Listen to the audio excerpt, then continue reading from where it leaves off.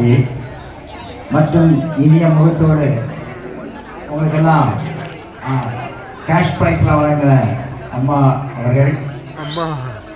இது போக திறமையான ஆசிரியர், அது ரொம்ப முக்கியமான விஷயம். அரசு பள்ளிக்கூடங்கள்ல கசக்கி பிடிச்சி தான் ஆசிரியர்களை எடுப்பாங்க. அதுவும் இவ்வளோ டெடிக்கேட்டட் டீச்சர்ஸ் இருக்கிறீங்கன்னா உண்மையிலே பாராட்டப்படக்கூடிய விஷயம். பல ஆட்கள் இப்படி பணத்தை வாங்கி பாக்கெட்டுக்குள்ளே தான் போடுவாங்க, இப்படி எடுத்து கொடுக்க மாட்டாங்க. ஆனால் தாராளமாக கொடுக்குறாங்க, பரவாயில்ல. அந்த பெருமைமிகு ஆசிரியர் பெருமக்கள், பெற்றோர்கள், நீங்கள் தான் பெற்றோர்கள்ங்கிறது ஒரு மிகப்பெரிய வலு. ஏன்னா முதல் ஆசிரியர் நீங்கள் தான். அப்படிப்பட்ட ஆசிரியர் பெருமக்கள், அருமையான மாணவ செல்வங்கள், அப்படிதானே? நீங்கள் நம்ம தலைமை ஆசிரியர்கிட்ட நல்ல பாராட்டு வாங்கியிருக்கீங்க, அருமையான மாணவர்கள்னு சொல்லிட்டு.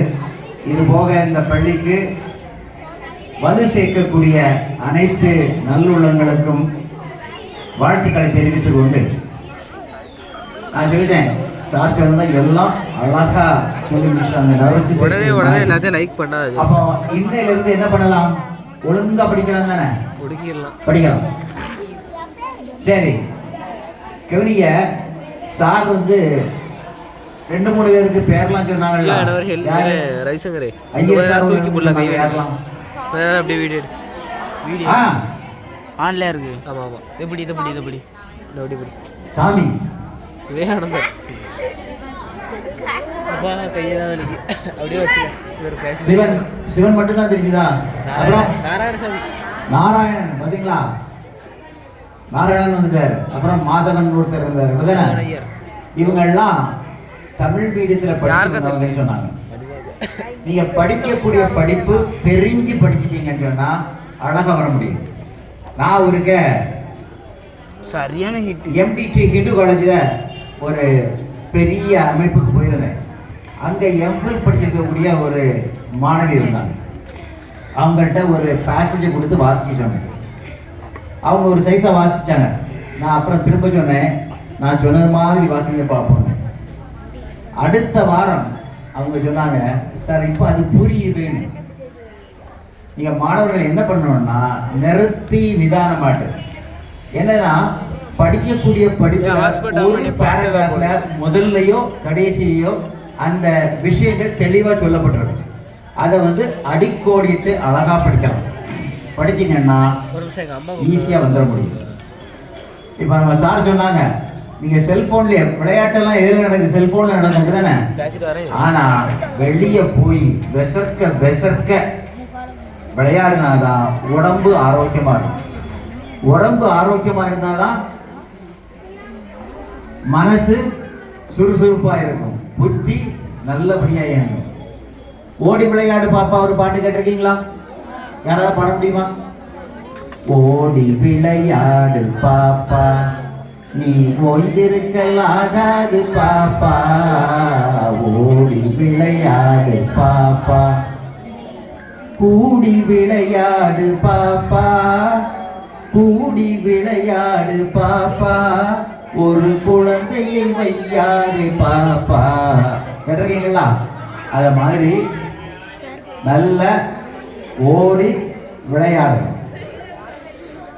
பரவாயில்ல அவருடைய திறமையை வெளிப்படுத்தணும். அதில் காலை எழுந்தவுடன் படிப்புன்னு சொல்லுவாங்க, தெரியும் தானே? காலையில் எழுந்தவுடன் படிப்பு. காலையில் எழுந்திரிச்ச என்ன செய்யணும்? படிக்கணும். அதுக்கு என்ன பண்ண தெரியுமா? காலையில் எழுந்திரிச்ச உடனே சுறுசுறுப்பாக இருக்குமா டல்லாக இருக்குமா? நல்லா இருக்கும், அப்படிதானே?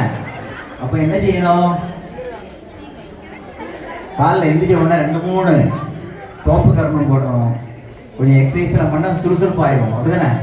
காலையில் எழுந்திரிச்ச உடனே கண்ணாடிக்கு முன்ன போய் பாருங்க. இப்போ சார் சொன்னாங்களே, அந்த மாதிரி பெரிய பெரிய ஆட்களாக வரலான்னு நீங்கள் மனசுக்குள்ளே கற்பனை பண்ணலாம். ஏன்? மனசில் கற்பனை பண்ணாதான் முடியும். இப்போ சார் சொன்னாங்கல்ல, இவங்களுக்கெல்லாம் ஒரு முன்னோடி ஒரு ஆள் இருக்கார். அவரை சந்திக்க வேண்டிய ஒரு சூழ்நிலை வந்தது. மயில்சாமி அண்ணாதுரைன்னு சொல்லிட்டு. அப்போ அவருக்கு சொன்னார், எங்கள் அப்பா சொல்லுவாங்க, நீ இன்னும் கொஞ்சம் படிச்சிருந்தா நல்லா இருந்திருக்கும்னு சொல்லுவாங்க. இப்படி சொன்னதுனால தான் அந்த சந்திராயன் ப்ராஜெக்ட்ல என்னால் ஜெயிக்க முடிஞ்சது. ஒரே ஒரு வார்த்தை அவருக்கு மனசில் பதிஞ்சது.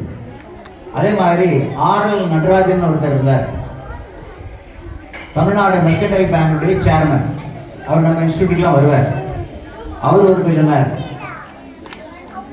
நான் வீட்டுக்கு போகக்கூடிய சமயத்தில் என் மனைவி கேட்டா, யார் அவங்க அப்பாட்ட அவங்க மனைவி கேட்காங்க, இந்த பள்ளிக்கூடத்துக்கு போனீங்களே அங்கே என்ன நடந்தது, யாரெல்லாம் பரிசு வாங்கினாங்கன்னு சொன்ன உடனே எல்லாரும் பரிசு வாங்கினாங்க, நம்ம பிள்ளைகள் பரிசு வாங்கல, அது கொஞ்சம் மனசுக்கு கஷ்டமா இருக்கு. இது அவருக்கு மனசுல பட்டதுனால தான் நல்லா படிக்க ஆரம்பிச்சேன். இதே மாதிரி உங்க மனசுல ஆழ்ந்த ஒரு எண்ணம் இருந்ததுன்னா பிரமாதம் வந்துட முடியும். சிங்கநடை போட்டு சிகரத்தில் ஏறுன்னு ஒரு பாட்டு உண்டு தெரியுமா? சிகரத்தில் ஏறி வானத்தில் ஏறுன்னு சொல்லுவாங்களா? அது மாதிரி கொஞ்சம் கொஞ்சம் கொஞ்சமாட்டு மேலே வருகிறதுக்கு முயற்சி பண்ணீங்கன்னா அழகா வந்துடும். அப்போ இதுக்கு உங்களை நீங்க கட்டுப்படுத்திக்கிட்டீங்கன்னா அழகா வரும். மைண்ட் கண்ட்ரோல்னு சொல்லுவாங்களா, மனது அடக்கம், அது இருந்ததுன்னா நீங்க நல்லபடியா வர முடியும். பெற்றோர்களுக்கெல்லாம் அருமையாட்டு சார் விஷயங்கள் சொன்னாங்க. தயவு செய்து நீங்க வழிகாட்டக்கூடிய பெற்றோர்களாக நீங்க நடந்து காணிச்சா அவங்க அந்த வழியிலேயே வருவாங்க. அன்னைக்கு கூட ஒரு இதில் பார்த்தேன், செல்போனில் அப்பா அம்மா இது பண்ணிக்கிட்டே இருந்தாங்க. அப்போ அந்த பிள்ளை செல்போன் எடுத்தவொன்னே அவங்க என்ன செய்யாங்க, அதை கொண்டு வச்சுக்கிட்டு புஸ்தகத்தை எடுத்து படிக்க ஆரம்பிச்சிட்டாங்க.